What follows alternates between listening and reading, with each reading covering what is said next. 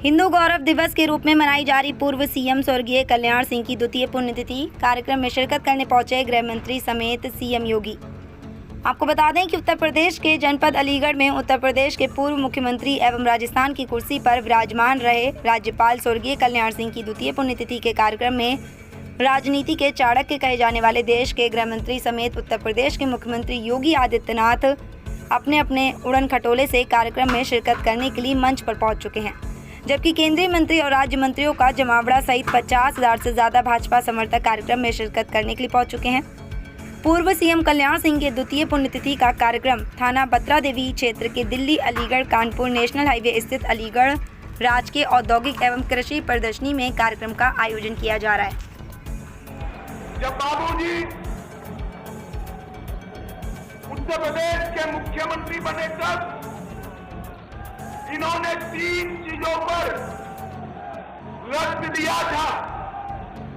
सबसे पहला श्री राम जन्मभूमि आंदोलन को गति देना, दूसरा गरीब कल्याण के भारतीय जनता पार्टी के विचार को जमीन पर उतारना और तीसरा सामाजिक सद्भाव बिगाड़े बगैर जातिवाद को उकसाए बगैर करोड़ों करोड़ों पिछड़ा समाज के लोगों का कल्याण। आज मुझे बड़ा हर्ष है, ये तीनों कामों को नरेंद्र मोदी जी आगे ले जा रहे हैं।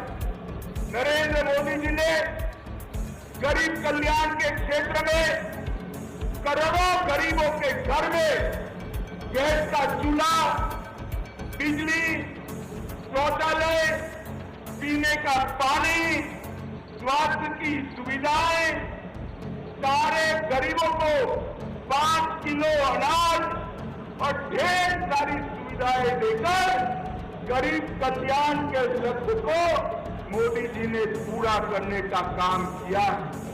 और दूसरा, बाबूजी ने कभी जातिवाद की बात नहीं की, परंतु हमेशा पिछड़ी समाज की जातियों को संबल देने का काम करा, उनका एम्पावरमेंट करने का काम करा।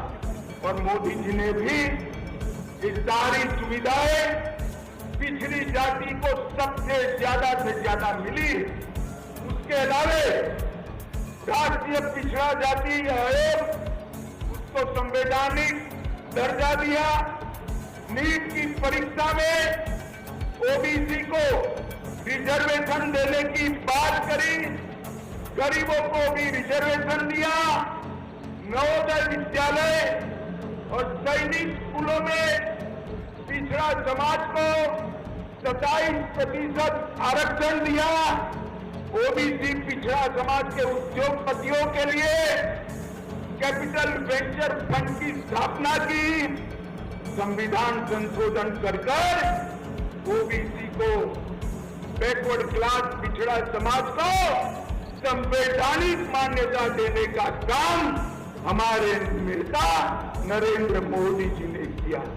और मित्रों, ये तो शुरुआत बाबूजी कर गए थे, मोदी जी ने आज समग्र पिछड़ा समाज के उत्थान के लिए ये 9 साल के अंदर ढेर सारे काम किए। एक और गरीब कल्याण का यज्ञ चलाया, दूसरी ओर पिछड़ा समाज को आगे बढ़ाने का काम किया, और तीसरा लक्ष्य था, तीसरा अधूरा काम था राम जन्मभूमि का मंदिर।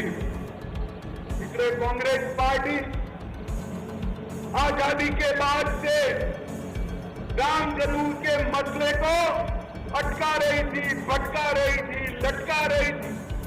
मोदी जी ने राम जन्मभूमि के मसले को कोर्ट का जजमेंट लाकर, कोर्ट का जजमेंट आते ही एक दिन बड़े सवेरे खून का कतरा बहाए बगैर प्रभु श्री राम के मंदिर का भूमि पूजन करने का काम कर दिया।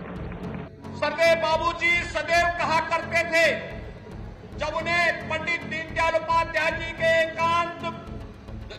एकात्म मानव दर्शन पर विचार व्यक्त कर जब भी अवसर मिला तो उन्होंने एक बात स्पष्टता से कही कि पेट को आहार, मन को प्यार, मस्तिष्क को विचार और आत्मा को संस्कार, इन चारों का जो समुच्चय है वही एकात्म मानववाद है और इसके अनुसार उन्होंने अपना जीवन जीने का कार्य किया था।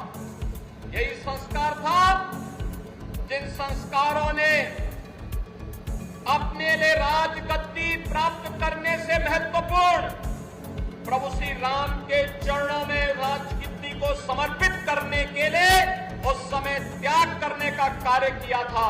और आज हम सब जानते हैं जो अभियान 1990, 91, 92 और उसके उपरांत चला था, उसकी परिणति है प्रभु श्री राम की पावन जन्मभूमि अयोध्या में भगवान श्री राम के भव्य मंदिर के निर्माण का कार्य आज युद्ध स्तर पर चल रहा है। और अगले सत्र में 2024 के जनवरी माह में 500 वर्षों का इंतजार समाप्त करके भगवान श्री राम पहली बार अपने भव्य मंदिर में विराजमान होकर के हम सबको आशीर्वाद दे रहे होंगे। तब बाबूजी को भी, उनकी आत्मा को भी असीम संतुष्टि की अनुभूति हो रही होगी और आशीर्वाद दे रही होगी उनकी आत्मा। उस समय जिस कार्य के लिए 1992 में मैंने राजसत्ता को छोड़ा था, आज वो सपना साकार हुआ है।